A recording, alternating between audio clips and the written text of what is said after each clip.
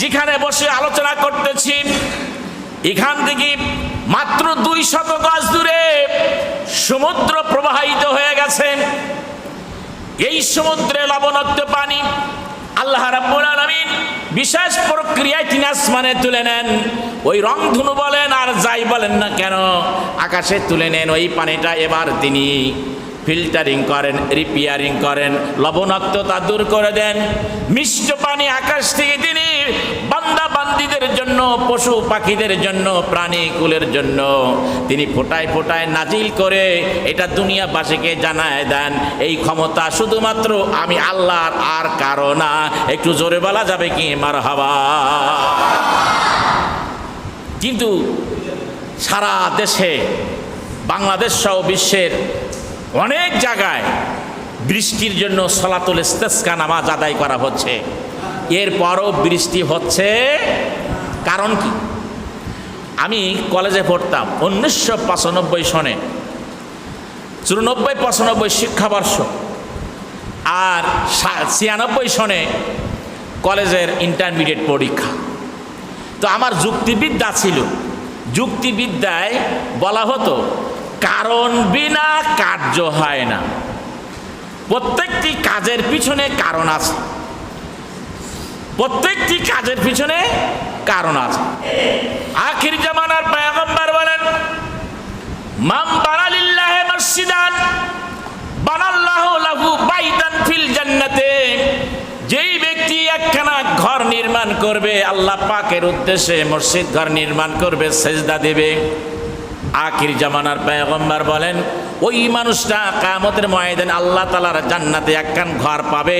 একটু জোরে বলা যাবে কি সুবহানাল্লাহ? সাহাবারা বললেন, হুজুর আমরা দরিদ্র মানুষ, গরিব মানুষ, খেটে খাওয়া মানুষ, এতগুলো টাকা দিয়া, পয়সা দিয়া আমরা একখান মসজিদ নির্মাণ করতে সক্ষম হব না। আখির জামানার পয়গম্বর বললেন, এ আমার সাহাবারা শুনে নাও, মসজিদ নির্মাণের জন্য একখানা পাথর কি তুমি এগিয়ে দিতে পারবে না? সাহাবারা বললেন হ্যাঁ।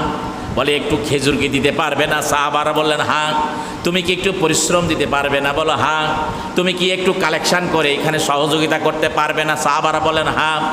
আখির জামানার পয়গম্বর বলেন, যারা শ্রম দিয়া, মেধা দিয়া, সময় দিয়া, টাকা পয়সা কালেকশন করে বাড়ি থেকে যা কিছু আছে, একটা ইট, একটা টাকা, একটা পয়সা, একটা খেজুর, এক গ্লাস চাউল, একটুখানি বাড়ি লাউ কুমড়া হয়েছে মসজিদের জন্য যদি দিতে পারো, তাহলে করো, আল্লাহ তাআলা তোমাদের জন্য জান্নাতে ঘর বানায়া দিবে।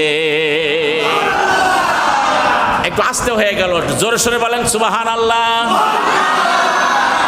প্রাণপ্রিয় উপস্থিতি আমার, আল্লাহ রাব্বুল আলামিন মহাগ্রন্থ আল কোরআনে কালামের মধ্যে তাই বলেন, ইন্নামা ইয়ামুরু মাসাজিদাল্লাহ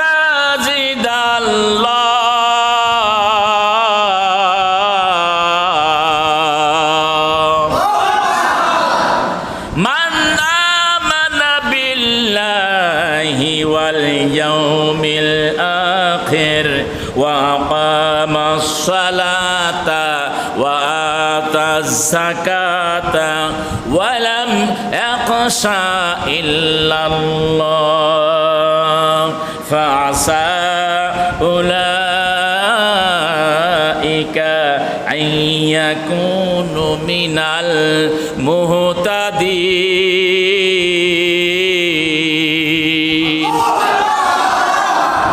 অসুবিধা নেই তো? যদি কিছুক্ষণ চলে থাকবেন ইনশাল্লাহ, সবাই থাকবেন ইনশাল্লাহ। অনেকে বলে হুজুর দাড়ি পেকে গেছে, কি ওয়াজ করবে নে, মুরব্বী মানুষ নিয়ে আসছে। বিকেলবেলা বলা হয়েছে না, সর্বনাশ করেছে রে। আগে এক সময় যুবক ছিল, হ্যাঁ ভালো ওয়াজ করতে, এখন আর পারে কি না। আমি তো ওয়াজ করা আমার নেশার পেশা না, আমি আল্লাহর কসম করে বলছি, আমার একটি মাত্র নেশা এবং পেশা বই পড়া, বই লেখা, ছেলেপিলে পড়ানো, টিউশনি করা। আমি ছোটোবেলা থেকে এখনও আমি পড়াই, এখনও পড়ি, এখনও লিখি। ওই যে আমার একটা বই নিয়ে আসছি, মাত্র 2টো বই লিখেছি, আরও কয়েকটা বই প্রিন্টিংয়ে আছে, ইনশাল্লাহ আসবে। সময় নষ্ট করি না, দিনের জন্য, ইসলামের জন্য আল্লাহ তাআলা যতটুকু মেধা দিয়েছেন কাজ করবার চেষ্টা করি। এখন ইতি যদি আমার নামাজ, আমার রোজায়, আমার হজ, আমার জাকাতে আমি পার পাবো আমার বিশ্বাস না। তবে একটা বই লিখেছি রসুলের প্রশংসা করে, আল্লাহর গুণগান গেয়ে। কিয়ামতের দিন যদি বলে যে তোমার তো কোনো আমল কাজে লাগেনি, যাও তুমি দোজখে যাও, আমি যদি একবার পিছনে তাকাতে পারি যে আল্লাহ যাচ্ছি দোজখে, তবে তোমার নাম কাম করে বই লিখেছিলাম, তোমার গুণগান গেয়ে বই লিখেছিলাম, তোমার রসুলের গুণগান গেয়ে বই লিখেছিলাম, ইসলামের পক্ষে কথা বলতাম, যদি তুমি মাফ করে দিতে। আল্লাহ যদি বলে ঠিক আছে এই ওসিলায় তোরে মাফ করে দিলাম, উদ্দেশ্য হলো সেটা, আগে বলেছি না কারণ বিনা কার্য হয় না। প্রিয়জন আমার, হাজির আমার, আমি বলছি আমার নেশা পেশা না বক্তৃতা করা, তবে মানুষেরা মাঝে মাঝে ডাকে। প্রিয়জন আমার, হাজির আমার, আলোচনা মোটেই ভুলে যায় নাই, কারণ বিনা কার্য হয় না।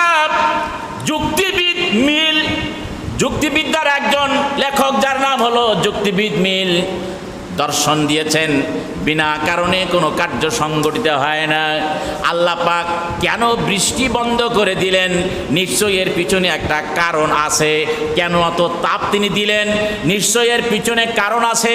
আমি মনে করলাম জঙ্গল এলাকায় ঠান্ডা লাগবে, কিন্তু আমাদের এলাকায় কপিলমুনি এলাকায় যে পরিমাণ তাপমাত্রা, আমার মোবাইলে এখানেও সেই পরিমাণ তাপমাত্রা উঠেছে।